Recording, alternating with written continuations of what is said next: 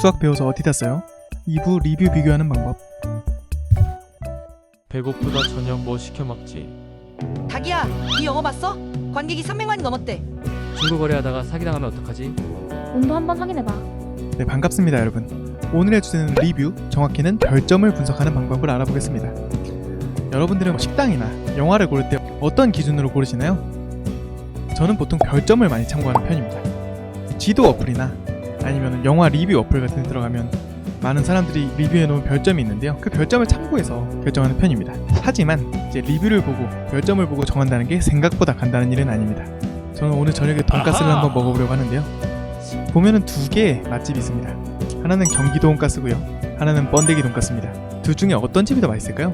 당연히 4.9니까 경기도 돈가스가 맛있지 않을까? 라고 생각을 하겠지만, 사실 리뷰를 볼 때 별점 말고 주목해야 할 부분이 하나가 더 있습니다. 그게 뭐냐? 바로 리뷰 개수예요. 경기도 돈가스가 조금 더 높긴 하지만 리뷰가 34개밖에 없죠. 이런 집은 보통 이제 아는 사람들이나 아니면 친한 사람들이 이제 좋은 의도로 댓글을 달아주는 경우가 많습니다. 그래서 별점이 4.9라고 해도 있는 그대로 믿기가 어려운 거죠. 자, 그러면은 번데기 돈가스를 믿으면 될까요? 무작정 리뷰 개수에만 의존하기도 좀 어렵습니다. 리뷰 개수는 시간이 지날수록 늘어나기 때문에 그냥 단순히 리뷰가 많다고 맛있는 집이다 라고 이야기할 수는 없을 것 같아요. 자, 그래서 우리는 별점과 리뷰 수 두 개를 모두 고민해야 됩니다. 저는 어디를 고를 거냐고요? 저는 무조건 번데기 돈가스입니다. 왜 번데기 돈가스를 골라야 되냐? 지금부터 설명을 드릴게요. 수학 배워서 어디 땄어요? 오늘은 확률론, 그 중에서도 디리클레 분포를 사용해서 이 두 집 중에 어느 집이 더 맛집인지 한번 알아보겠습니다. 맛집이라는 건 수학적으로 해석하면 내가 5점을 고를 확률이 높다는 뜻이겠죠. 그래서 저는 이 두 집의 상세 리뷰를 봤습니다. 사람들이 매긴 별점을 보고 이제 내가 5점을 누를 가능성이 얼마나 될지를 수학적으로 분석해 볼 겁니다. 어떻게 하냐면, 일단 1점, 2점, 3점, 4점, 5점, 이 모든 리뷰는 내가 고를 수 있는 경우의 수죠. 그래서 만약에 내가 1점, 2점, 3점, 4점, 5점을 고른다면 이라는 가정하에 이 모든 숫자에 1씩을 더해줍니다. 자, 그러면은 33, 3, 111, 96, 6, 136 이런 숫자들이 나올 텐데요, 이렇게 나온 숫자들이 미래의 모든 경우라고 생각하시면 됩니다. 그러면 미래에 내가 5점을 줄 가능성은, 그렇죠, 모든 경우의 수를 더해서 분모해 둔 다음에 내가 5점을 골라야 되니까 이 5점에 관한 숫자를 분자에 올려주면 되겠죠. 그러면 이 경기도 돈가스와 번데기 돈가스의 확률이 나오게 됩니다. 계산을 해보면 번데기 돈가스가 조금 더 높죠. 그냥 별점만 봤다면 4.7, 4.9니까 위에가 더 높다고 생각했지만 수학적으로 분석을 해보니 번데기 돈가스가 더 맛있다는 결론이 나옵니다. 시켜봤는데 정말 맛있었습니다. 저는 야무지게 한 끼에 맛있는 돈가스를 먹을 수 있었고요. 수학이 아니었다면 저는 경기도 돈가스에서 조금 덜 맛있는 돈가스를 먹을 가능성도 있었겠죠. 디리클레 분포에 대해서 잠깐 얘기를 해드리면, 기본적으로 이제 확률 분포를 나타내는 하나의 함수인데요, K차원의 실수 벡터 중 벡터의 요소가 양수이며 모든 요소를 더한 값이 1인 경우에 대해서 확률값이 정의되는 분포입니다. 머리가 어지러워질 수 있을 것 같아서 자세한 설명은 하지 않겠습니다. 하나 참고하실 점은, 원래 디리클레 분포는 이 각 경우가 독립적인 데를 가정합니다. 그래서 사실은 1점, 2점, 3점, 4점, 5점이 아니라 각 경우가 이제 아예 상관이 없는 거일 때 조금 더 정확할 수는 있다, 이런 말씀을 드립니다. 영화 재밌으셨나요? 그렇다면 이 작품은 어떠세요? 신작을 좋아하시네요. 이 맛집도 좋아하실 것 같아요. 여러분, 알고리즘은 이렇게 기가 막히게 우리가 좋아하는 음식을 추천해주는데요, 혹시 어떻게 이렇게 추천을 해주는 건가 궁금한 적은 없으셨나요?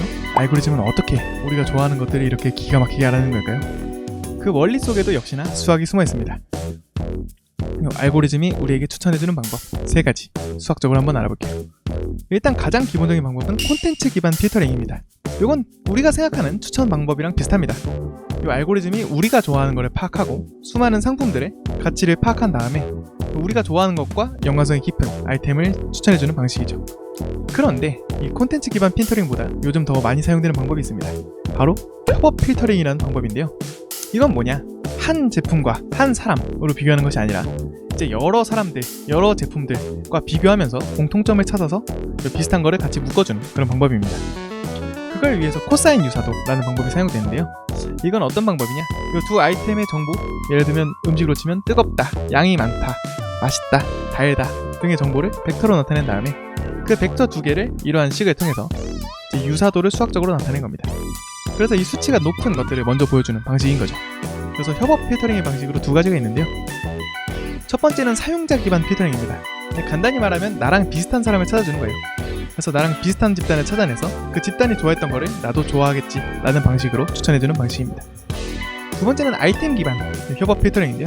이건 반대로 아이템끼리 그룹을 맺어주는 겁니다. 그래서 내가 어떤 아이템을 좋아했다면 이 아이템이 속해 있는 그룹에 다른 아이템을 추천해주는 이런 방식이죠. 이제 아무래도 사람 한 명 한 명을 분석하고 아이템 하나하나를 분석하는 것보다 이러한 전체적인 흐름을 분석하는 게 훨씬 효과적이기 때문에 협업 필터링이 많이 활용되는데요. 그렇다고 콘텐츠 기반 필터링이 활용되지 않는 것은 아닙니다. 왜냐? 협업 필터링에는 이러한 두 가지 문제점이 있어요. 첫 번째는 콜드 스타트라고 해서 이 데이터가 쌓이지 않은 초반에 협업 필터링에는 한계점이 있습니다. 왜냐? 다른 사람들이 어떻게 했는지를 보고 이제 나를 추천해줘야 되는데 다른 사람들, 다른 아이템에 대한 데이터가 없으면 아무것도 할 수가 없겠죠. 그리고 롱테일 문제도 있는데요. 이 롱테일이라는 건 뭐냐? 이제 20%, 80% 법칙이라는 게 있어요. 그래서 이제 수많은 아이템들이 있으면 그 중에 20%가 굉장히 많은 사람들이 보고 나머지 80%는 그렇게 많은 사람들이 보지 않는다. 이런 원리인데요. 근데 사실은 요 20%만 중요할 것 같지만 이제 오히려 요 조금씩 있는 이 80%가 모아보면 훨씬 더 큰 비율을 차지한다. 이런 롱테일 문제도 있습니다. 만약에 협업 필터링에만 기반한다면 이러한 롱테일의 가치가 있는 이 수많은 나만 좋아하는 것들을 이제 배제할 가능성이 높겠죠. 그래서 요즘 알고리즘은 협업 필터링만 사용하는 것이 아니라 이런 콘텐츠 기반 필터링도 같이 사용하는 그런 하이브리드의 방식을 취하고 있습니다. 네, 오늘은 그래서 수학적으로 별점 분석하는 방법, 그리고 알고리즘이 우리에게 어떻게 수학적으로 추천을 해주는지에 대해서 알아봤습니다. 감사합니다.